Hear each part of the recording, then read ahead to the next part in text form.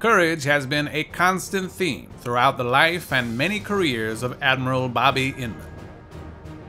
Thrust into high school and college at a very early age, young Bobby always found the courage to adapt and thrive, even amongst those who were bigger, faster, and stronger than he was. I was 3 years younger than my counterparts. I went into high school when I was 11. So I learned survival skills. And one of the first of those was that if I do the homework for the football players, they'd protect me, keep me from getting beaten up.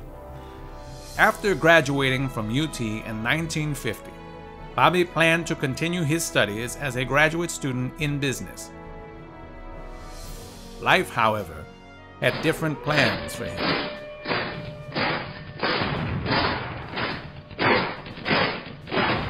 I got a call from the head of the draft board, my small East Texas town, and asked me what I was doing. I said, graduate school. He said, wrong answer.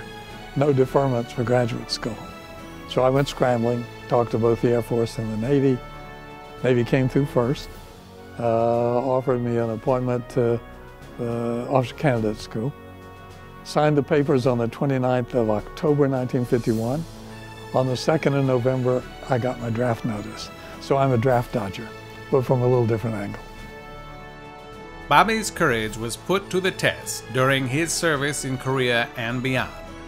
Rising from a newly minted officer aboard an aircraft carrier in the Sea of Japan to a 4-star admiral and head of America's foremost intelligence agencies, Inman spent 31 years in service to his country.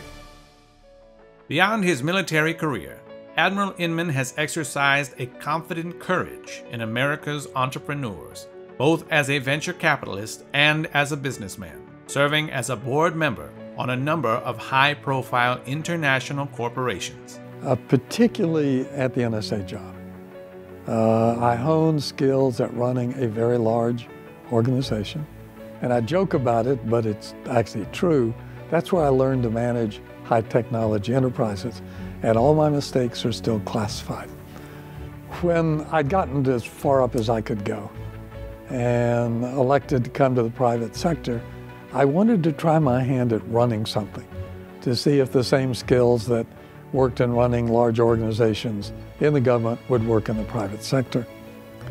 Fortunately, the answer was yes. I actually had a lead on many of my contemporaries who'd spent their careers in business. The once small schoolboy who did the football players' homework grew to excel in both military life and the private sector, armed with the quiet confidence that stems from the courage of his convictions. Admiral Bobby Inman continues to face every challenge as a new opportunity. And if you look at this, the arcs of this career, every 10 years, I've moved in a different direction. So now my big question is, okay, what am I going to do in my 80s?